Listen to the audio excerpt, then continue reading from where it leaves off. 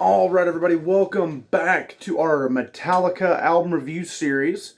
Of course, last time we left off in our final album of the 2000s, 2008's Death Magnetic, and we follow it up with a little EP that came out, about 3 years, almost 4 years later, and our first album of the 2010s. Of course, we're talking about Beyond Magnetic. And I know some people may not count this EP in their studio ranking and stuff, but I mean, hey, it's got four tracks here, all original.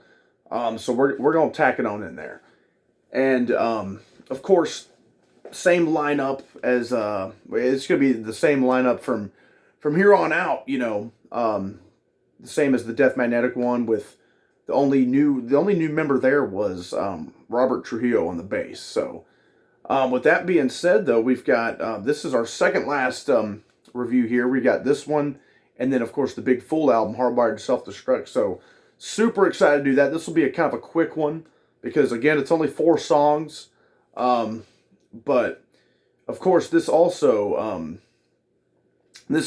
is similar production, sound, and everything to Death Magnetic, as this was the, kind of the leftover tracks they just kind of made as an EP, which, as we'll see, I'm glad they did, because we started off with Hate Train. Really, really cool song with some pretty cool time changes that goes on. It's kind of got some cool softer parts and everything. Kind of a really progressive tune here that I definitely dig. I mean, this like many, like the rest of these 4 could have been tacked right on Death Magnetic and been just fine, because again, they were recorded during the sessions of that. So, of course, they're going to sound like 100% fitting on Death Magnetic. But Hate Train, yeah, I love the kind of changes this one takes you on with kind of some of the softer parts, and they kind of like, they're jarring in a good way. Like I hadn't heard this song in forever, right? So when I was re-listening to it, I'm like, oh, wow, that's kind of a interesting change there. But, I mean, overall, it is a pretty freaking heavy killer tune with I love the riff as well. Then we got my favorite off here. It was, man, fantastic song by these guys. Such an underrated hidden gem, Just a Bullet Away. Of course, this one was wrote about Alice in Chains' former, lead singer Lane Staley, who passed away from, drug overdose. It talks a little bit about that in here, about the heroin and just about suicide in general, right? Pretty dark lyrical themes, much like the album Death Magnetic, which I'm really shocked that this track didn't make the album, because from what I've read, I may be mistaken, but I mean, from what I've read, it seems like this was the track that kind of spawned the album of Death Magnetic, and like how they were saying, because I've seen like interviews where they got the title of that, the album of Death Magnetic, and they were talking about Lane Staley and all that and stuff, how some people are just kind of drawn to death, right? And this track kind of covers a lot of that, so I figured this would be, actually make the full studio album, but I guess not. Maybe they saved it on this EP for a reason. They're like, we know this is damn good, so let's save it and give people a reason to buy this thing, because I mean, it's a fantastic song. The lyrics are awesome, really, really hooky as well. Love the breakdown and the solo.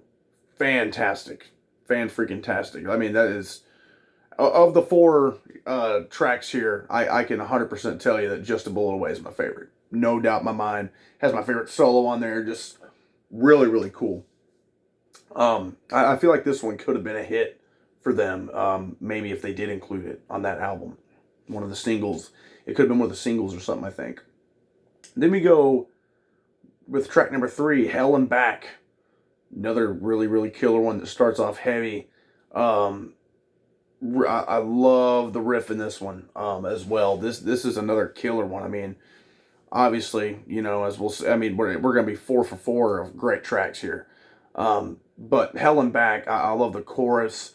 Another just amazing solo from Kirk and James, just drilling it into, badass stuff. I like the I like the lyrical themes yet again, the darker stuff that they kind of got going on. But I mean, a really, really solid track. I'd say it would be either between Hell and Back and Hate Train of which one would be maybe my runner up out of these four for my like second favorite track off of this album, because both of those are really freaking killer. Then we close it out, of course, with Rebel of Babylon. Solid way to close it. And, you know, really, the chorus is really strong on this one for sure. And I do like the verse. It's kind of the riff they got going on in there. This is probably my least favorite of the four here, but it's a great song nonetheless. Like I said, 4 for 4. Great stuff front to back. It's all stuff that was, you know, that could have easily been tacked onto Death Magnetic. So, you know, can't really go wrong there. As if you guys saw my, you know, Death Magnetic album review, you'll see how much of a fan I was of that. So obviously, I'm a freaking fan of Beyond Magnetic. Awesome EP, very underrated little EP here in heavy metal in general. And it has a lot of, you know, there's just some hidden gems, especially Just a Bullet Away and, you know, Hate Train. I'd probably say Hate Train is my second favorite, but yeah, I mean, all Hate Train, Just a Bullet Away, Hell and Back, Rebel of Babylon, all four awesome, awesome songs.